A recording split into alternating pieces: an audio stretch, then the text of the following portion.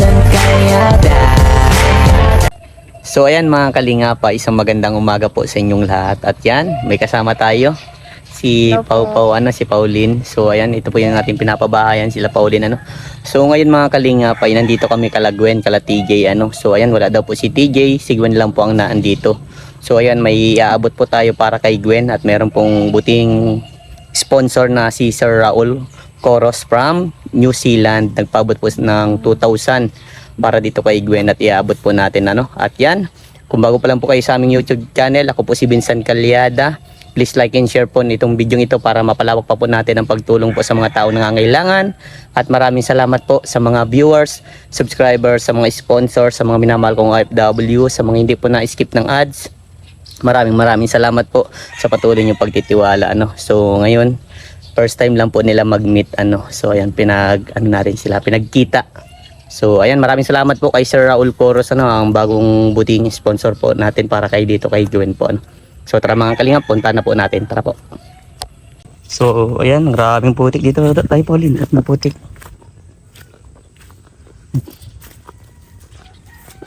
Mga kalingap, grabing putik dito. So ayan, Gwen. May mga alagang doggy aw. Tara dito, Pau. Ayan, sige Gwen, buti yan dito. Mababait yan. Oo nga, nakita ko. Sabi ko mapunta ako dito. Wow! Mataniman na naman po mga kalinga po. Ang ani nito siguro mga palagtanim din sila ng mga December, January, February, March. Mga March ang anihan nito. Ganda dito pag may tanim dito, Pau. Maganda sa umaga. Maganda sa umaga. So ayan, first time lang nila mag-meet sa isa't isa. So ayan, pakilala ka, Pauline. Ay, kasi paano? Ayan. Ang ganda. Ang ganda. Parehas naman kayo maganda. So nakita ko si mama at papa mo. Sabi ko nga mapunta ko dito. Saan ba yung mapunta? Ewan ko po. Maano po atong yung po ba ngayon, prutas. Ay, prutas. May ma-deliver. Minsan po kasi nasama si mama. Kasi po, naboboring po siya dito. Kamusta naman kayo dito? Okay lang. Si ate mo, kamusta ang pag-aaral? Okay lang din. Ikaw, kamusta pag-aaral mo? Okay naman din. Ano masasabi mo, Pauline, kay Gwen? Sabi ko, maganda. Maganda? Oo. Parehas naman kayo maganda. O ikaw naman, anong masasabi mo kay Pauline? Maganda din po. Yan. Ilan taon ka na, Gwen? 13 po. 13? Grabe, napakabata pa lang. O ikaw, ilan taon ka na? Ako naman na Pero parang magkasing tangkad lang kayo, Mas Tangkad yan. matangkad po ata siya. Anong oras nadating sila mama mo? Mga hapon. Mga hapon. Pag uuwi po ako dito, nandito na po. Andito na sila. Anong oras ang pasok mo? 12:30. 12:30. Si TJ nagpasok na. Anong oras ba nakapasok si TJ? Hindi po, bago-bago po yung Yung schedule. Tanong mo kung anong pangarap niya. Tanong mo. pangarap mo? Artista. Ay, yan. Ay, bagay sa'yo. Ang ganda kasi yan. Tamis ng ilong. Sana all ang tamis ng ilong. Dati din ganyan din pangarap ko, pero nag-iba na. Iba na. Anong pangarap mo na ba ngayon? Mahirap po kasing umakti. Siya mo. Pero kaya rin na. Oo, siya pagdadaanan mo yun. Bagay naman at maganda. Parehas naman kayo maganda, pwede kayo mag-artista. Pero syempre, mas priority niyo yung pag-aaral niyo muna, bago kayo magpasok sa pag-artista, Patuloy niyo lang magsumikap kayo mag-aaral para makatulong kayo someday para sa magulang niyo. Mahaba pa ang pagdadaanan. Oo, mahaba-haba pa ang pagdadaanan ninyo. 'Di ba? Si Ate TJ mo, kamusta naman? Okay naman ang niya, school? Magaganda naman ang grades. First year, nursing. 'Di ba? Ikaw anong kukunin mong course? Muna. Iwan ko. Hindi ko pa po alam. Di mo pa alam. Dapat pero pag ano ka na, pagpapasok ka na sa pag-college, dapat meron ka ng pagpipilian. Dapat may choices ka na dapat may mga option ka kung alin yung gusto mo. Pero yung pinaka-bet mo, dapat yun ang pinaka-top, kung bakit pinaka-top 1 mong pipiliin. Ganyan din po ako nung una eh. Hindi rin po ako, wala pa po masyado akong pera. Mahirap kasi mag-decide pag yung ganyan, hindi mo pa alam kung anong kukunin mo. Pero dapat nakakapag-decide ka na para nakakapag-ready ka. Para kung bago ka magpasok sa college, alam mo na yung gagawin mo. Kaya ang kagandahan, pag alam mo yung gusto mong course, pwede ka na mag-advance study. Pwede ka na mag-research. Diba? Kamusta naman dito sila mama at papa mo? Okay lang din. Okay naman. Napoprovide naman ng mga pangangailangan niyo. Okay. Susumikap. Napakabuti ni Tatay Pag Dad. wala pong prutas na padyak na lang po sikat. Si papa mo. Opo. So, magkano man ang nai-income ulit ni papa mo? Okay naman. Opo. Para sa inyo yun, di ba, napakasipag ni papa niya, kahit ang papa niya, stepfather niya, kasi yung tunay niyang papa namatay, di ba? So ang nabubuhay sa kanila yung stepfather na nagsusumika para sa pamilyang to, na binibigay lahat, di ba? Saludo ako kay Tatay Dante, napakahusay na tatay, nagpapadyak, naghahauler ng mga prutas. Kaya ikaw, Gwen, para hindi na mahirapan sila mama mo at papa mo, magsumikap ka, no? Anong may papayo mo para kay Gwen, Pauline? Mapapaya ko sa'yo pagka halimbawa nag-college ka na. Kung sa baga, kahit na parang nahihirapan ka sa mga ninyo, maging strong ka lang. Kapit lang na makakaya mo. Tsaka Yun. wag ka mawawala ng pag-asa, magdasal ka. Yes, yun ang pinaka number 1. Lagi ko mga tinuturo sa inyo na may Panginoon tayo, si Lord andyan lagi sa lahat ng mission natin sa buhay. Natutuwa nga ako sa inyo at nasimba kayo sa every Sunday Opo. na balitaan ko kay TJ. Tama yan, kumbaga pasasalamat pag walang gawa, ganun, dasal-dasal, dito pag wala kayong gawa nung ginagawa mo, May pasok po ako. Ay. Maligo po sa... maligo ka. So maaga pa naman, alas 12, 12:30 ang pasok mo, di ba? Ano, nahatid ka ni papa mo? Minsan po, hindi. O di, paano yan? Nalakad ka? Saan yun? Palabas na yan? Opo. Ang layo. Dun po ako nasakay sa may labas. Doon mo nasa isang may labasan. Okay. So, ayan. Kaya ako dito napapunta dahil meron sa yung pinapabot si Sir Raul Coros. Bagong sponsor mo. Thank you po. Nawa sa inyo kasi yan nga yung kalagayan yan mo. At sobrang proud siya. From New Zealand siya, sobrang proud siya kay Tatay Dante dahil napakasipag na tatay. Kahit hindi kayo tunay na anak, ginagawa niya lahat para sa inyo. Diba? Nagpaabot siya ng 2,000. Para sa iyo daw ito pang allowance mo, Gwen. Thank you po. Diba? May allowance ka na, Gwen. Pang ano mo yan, pang allowance mo, ha? Pang bili-bili mo na pangangailangan mo or kahit anong mga bayaran sa school, may bayaran nata kayo? Opo. Madami. Sa din po, sa electric pan. Marami pong mga binabayaran po namin. Marami. Tsaga lang, basta kami naman nung nagdaan kami dyan, ganun din may binabayaran. Always yan, normal yan. Kaya pinaka magandang bawi nyo, kahit gumastos kayo ng gumastos sa pag-aaral, okay lang yun basta sa pag-aaral. Di baling maggastos sa pag-aaral basta laging may natututunan. Pangit yung naganggastos ka na wala kang natutunan, walang pumapasok sa isipan mo. Yun ang pinakapangit. Kaya dapat mag-aral mong mabuti at tingnan nyo yung mga ginagawa ng magulang. Kaya din sa iyo, Pao, tingnan nyo ang mga sakripisyo ng magulang ninyo na dapat magpursige din kayo. Ibigay nyo yung sukli. Kumbaga ang isusukli nyo sa kanila yung makapagtapos kayo, may mataas kayong grades, maibigay nyo sa magulang yung magandang pangarap, di ba? Kasi ang pangarap ng magulang ninyo ay makapagtapos kayo. So ang pinakamagandang isukli nyo naman yung makakapagtapos kayo, magkakaroon kayo ng magandang trabaho.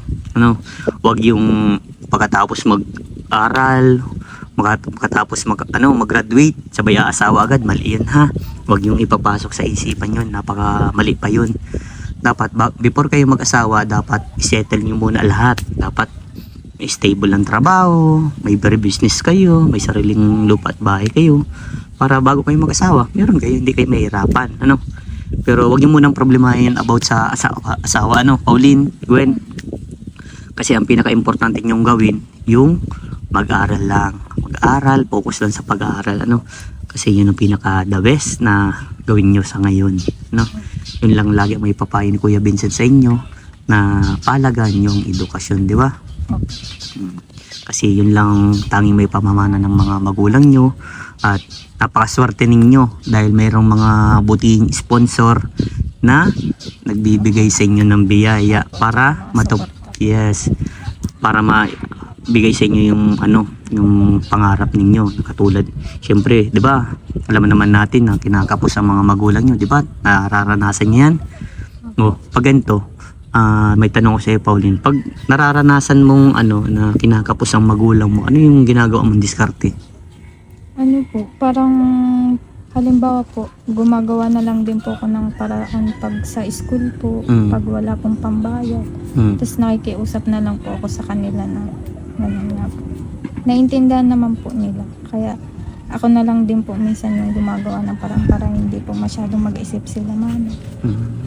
Ikaw, Gwen, paano mo ginagawa ng paraan na, di ba, may point?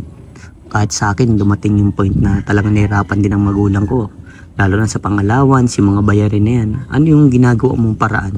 Magtitipid po. Minsan po hindi po ako nabili na lang pong mga pagkain. Hindi na lang po nabigay ng pera.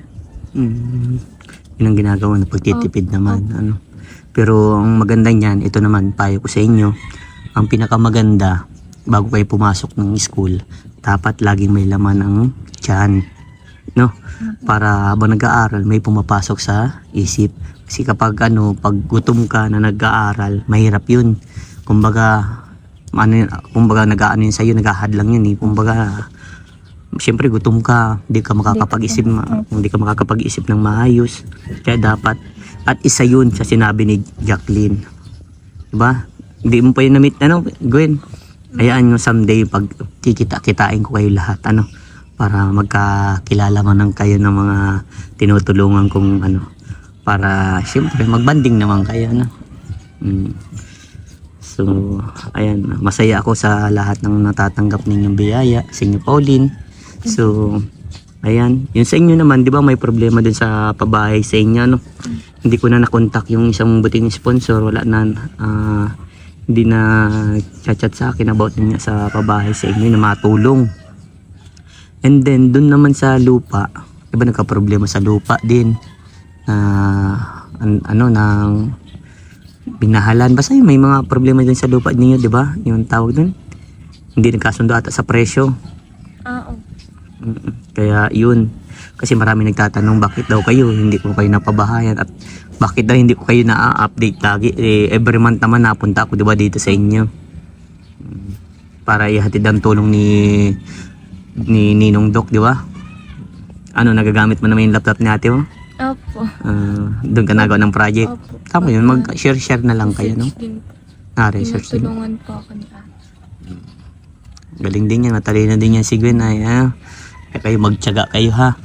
Pag nahihirapan kayo, wag niyong pilitin yung sarili niyo na kayanin. Kumbaga, may mga ate kayo, may mga nakakatanda sa inyo na mga may alam din about yan. Magkano kayo magiging ayun tulong para malaman nyo. Hindi naman masama magtanong sa ibang tao. Diba? Yan ang tatandin nyo. Huwag dapat pa irali ng hiya. Lalo na sa iyo, maartista ka, ha? Hindi pwede yung mahiyain. Oo, dapat talagang makapalang muka. Talagang yun, legit yun talaga. Ayun, sa real talk yun. Dapat kailangan mong maging karoon ka ng makapalang muka. Kasi pag makapalang muka mo, go ka lang. Di ba? Maraming salamat po kay Sir Raul Coros sa pagbigay po ng 2,000. Malaking bagay na din po ito sa amin. At pang-allowance. Malaking bagay na yun sa inyo. Kumbaga, hindi na hanapin yan nila mama at papa mo. Sigurado matutuwa na naman yun. Kasi panibagong sponsor nyo yan napanood sa vlog ko. Diba? Nakakatuwa sa tulong ng pagbablog ko. May mga napupukaw tayong damdamin na talagang tumutulong para sa inyo. Kaya yun, ang magandang ibawi niyo sa mga taong nagsusuporta sa inyo, lalo na sa mga viewers ninyo, ipakita nyo na talagang pag-uusahin yung pang pag-aaral. Kasi yun ang inaasahan sa mga taong tinutulungan ko. Diba, lagi ko sa inyo tinatatak na ang kalagaan ng edukasyon, diba? Ang edukasyon ay sagot sa kahirapan. Huwag hindi hadlang ang kahirapan para sa pangarap. Dapat kapag nangangarap, sinasamahan ng pagpupursige, sipag at tiyaga. Kasi para sa inyo yun, hindi yun para sa amin. Kasi papunta kayo sa pangarap nyo. Diba? Kaya dapat tuloy-tuloy lang kahit anong hamon sa buhay, kahit anong bigat ng pinagdadaanan natin sa buhay, dapat lagi niyong tatandaan kasama natin si Lord, kasama natin ang Panginoon na siyang gagawa ng mga magagandang mangyayari sa buhay natin, di ba? Dapat lagi kayong tiwala sa sarili niyo, di ba? Kaya nyo bang ipakita sa mga nagsusuporta sa inyo na pag-uusayin nyo mag-aaral? Opo. Good, tamang-tama. Yan ang gusto ko. Yan ang lagi ninyong tatatak sa sarili nyo, ha? Na, wag muna kayo mag-boyfriend, ha? Maasahan ko ba yun? Opo. Kasi ang pagbo-boyfriend ay naandyan lang. Pero ang edukasyon, kapag sinamahan nyo ng boyfriend dyan, hahati ang oras nyo, maraming gugulo. Ito naman ay para sa inyo yun, ha? Kasi mas maganda itatak nyo sa sarili nyo na mag-aral muna kayo, aral-aral lang kasi magugulo lang yun. sa pwedeng manggulo, depende sa inyo. Kaso nga, pinaka-importante talaga sa ngayon, kasi mga bata pa kayo, kumbaga hindi pa dapat ninyo isipin yung mga ganong bagay, kasi talaga ng dapat sa mga katulad ninyo, lalo na kayo mga nag-aaral, aral lang muna. Kasi pag pinasok nyo ng isang relasyon, yun na nga, gaya ng sinasabi ko sa inyo, hindi nyo masasabi na may full time nyo ang pag-aaral. Ng iba, kasabihin ng panagkaroon ng boyfriend, nagiging inspirasyon sa pag-aaral. Pwedeng inspirasyon, pwedeng mangyari, yun din ang sumira ng pangarap nyo. 'Di ba? Kumbaga, kapag nagkahiwalay kayo, siyempre, stress ka na, di mo na alam gagawin mo, may mga ganun nangyayari, At may mga kabataan din minsan na liligaw ng landas, na kakaroon ng maling desisyon. Kaya bago kayo mag-settle sa mga ganyang bagay, bago kayo pumasok sa mga ganyang bagay, pag-isipan mabuti. Huwag kayong maano sa akin, ha. Ito ay advice ko lang sa inyo. Dahil para sa inyo itong ginagawa namin. Para sa inyo itong ginagawa kong advice. Dahil, syempre, ako si Kuya Vincent yun, nagdaan ako sa mga panahon na yan. Tayo mo, ako nga, nag-asawa ay 30 years old na. Diba? 31 years old, ako nag-asawa. Di ibig sabihin, in-enjoy ko ang pagiging binata ko. Diba? Kaya dapat sa inyo, enjoyin nyo lang, mag-aral lang na mag-aral. Yun ay para may matutunan kayo sa mga hamon ng buhay. Ayoko kayong matulad sa ibang tao na nagkakamali ng desisyon. Diba? O siguro naman, ikaw, Pauline, may mga nakita ka na, mga mga kabataan pa, siguro mga minsan may 15 to 20 years old, may mga asawa na, di ba? O anong pumapasok sa isip mo pag may mga ganun kang nakikita? Parang syempre na kasi ang bata pa po nila, tas may mga ganun po. Nung nga po ako high school, yung mga kaklase ko po may mga jowa na po. Ako, wala lang po pakialam kasi hindi pa po ako sa ganun. Sabi ko, parang curious lang din po, pero po, sabi ko parang hindi po maganda. Tapos pinagsasabihan na po ako nila papa na ganun. Hindi daw po maganda yung ganun. Kaya dapat makinig din kayo sa payo ng magulang. O ikaw naman, Gwen, kapag nakakakita ka na may mga ganung edad, gaya sa iyo, may mga 13 years old, may mga bata pa nga na po, may mga buntis na Anong masasabi mo sa kanila? Ano yung reaction mo? Wala pa. Siyempre bata ka pa ay. Pero sabi ko sa iyo ha, lalo ka na. Artistahin ka talaga eh. Ang ganda eh. Ang ganda na. Di ba? O nagandahan sa'yo si Ate Pauline. Maganda naman talaga yan. Wala naman kasing pinanganak na pangit, no? Opo. Yan. Masaya ako at nagkakilala kayo. Basta patuloy lang ha. Mag-aral, magsumikap, mag-ingat kayo dito, Gwen. Ikaw lalo pag nalakad, magpamasahe ka na agad ha. Magsakay ka na, huwag mong titipirin ang sarili ha. Kasi pag ganyan, mas lalo na pagagabi, huwag kang maglalakad kasi siyempre babae ka, di ba? Laging sakay na ka. naman din po si Kadentid dun po sa labas. Si papa mo nahintay. So ayan, basta pag ganun, chat na agad, ano mo na agad ng magulang mo na, nandito na po ako. Para di naisip, kayo, lalo na ganito ha, pag nag-aaral na kayo, lagi kayo mapaalam sa magulang nyo kung nasaan kayo ha. Tapos, siyempre, laging ma-chat kayo para alam nila, hindi sila nangangamba. Kasi may mga nangyayari bagang alam nyo na, mga, hindi kayo pwedeng, kumbaga, mahirap pagtiwala sa ibang tao, di ba? Kaya basta lagi kayo maingat, lagi masama ng dasal, salamat sa inyong dalawa at nagkakilala kayo, God bless sa inyong dalawa, ha? Ikaw din, Gwen, ha? Ingat pagpasok ka. Bye-bye. Bye-bye po.